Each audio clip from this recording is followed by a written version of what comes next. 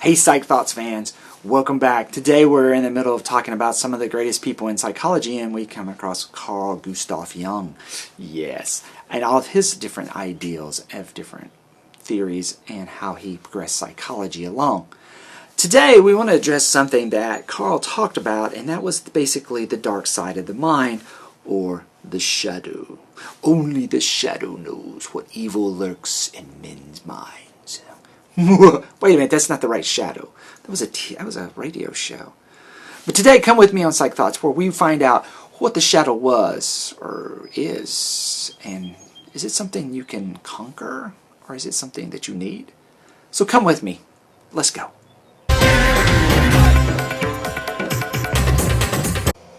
Carl Jung captured the ideals of psychology, and he also captured a lot of the ideals about spirituality and academics when he started talking about all these different forces, and especially when he started talking about the shadow. Okay, Carl Jung's shadow is a symbol. Okay, it's a symbolic thing that represents all the hidden sides of every human psyche. Okay, the shadow, as he kind of put it, was a hidden part of the individual's personalities that you deemed as unacceptable. Oh yeah, this is the bad parts of you. Now, a lot of times people go, well, it's kind of like what Freud had with the id. Man, the id and the shadow are two different things. The id did have a lot of different behaviors that you would assume unacceptable, but most of the time it was the pleasure principle. It was seeking out things and it wanted instant gratification. The shadow was a little bit different. It was tucked away into the hidden parts of the mind. And the shadow kind of worked like I guess the best example would be like a kraken.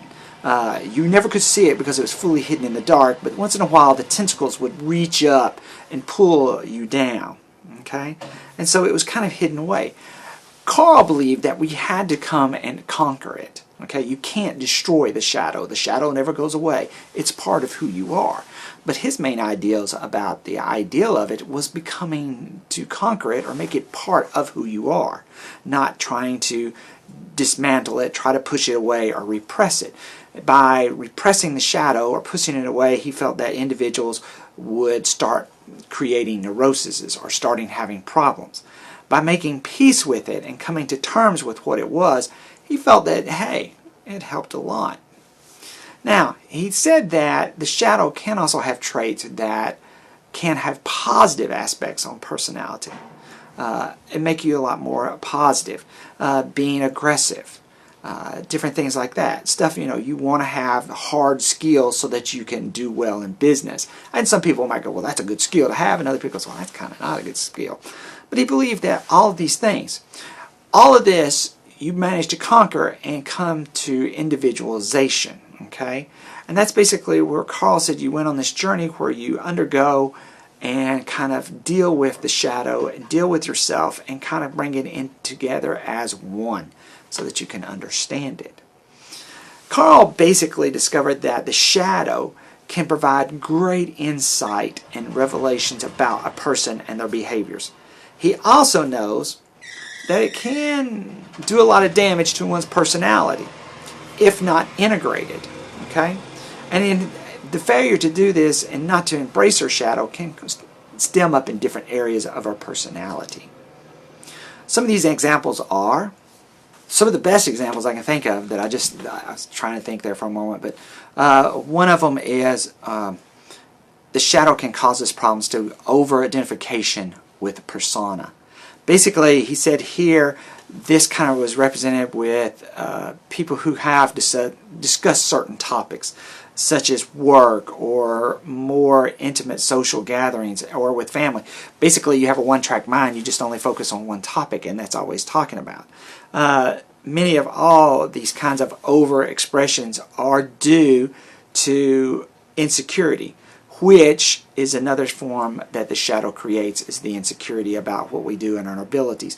He also said that it can also reach up and cause problems with our ability to have emotional intimacy, or we can have the lack of emotional intimacy, so that we're having relationships that we lack depth, and we may not begin to dissolve the band.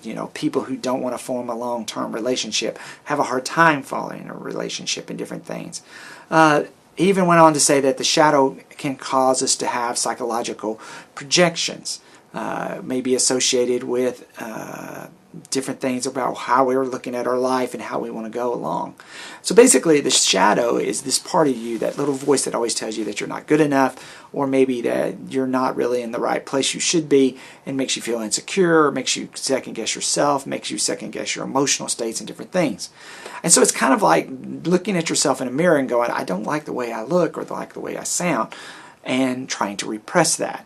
Carl was more of the person that, no, you embrace that. You look at it and you go, oh, that's who I am and that's what I do, and so I'm not going to let that get me down.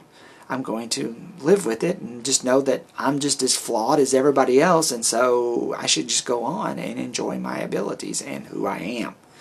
So it was a unique thought, and about how we keep things in our mind or in our conscious mind or even in our subconscious mind about our feelings about ourselves and how we look, and how that basically transcends and affects our personality and our relationship with others.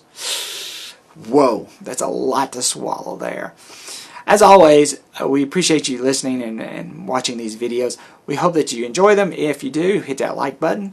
Make sure that you hit that subscribe button and hit the notification button so that you can see more of these fascinating videos.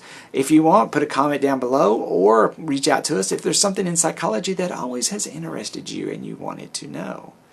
Look for more videos coming up as we talk about different areas of psychology and how it affects us in daily life. Also, always remember that psychology is everywhere, and if you're not careful, it will get you. It's stalking you right if you don't know it. As always, I hope you're having a good time, and stay safe. Bye.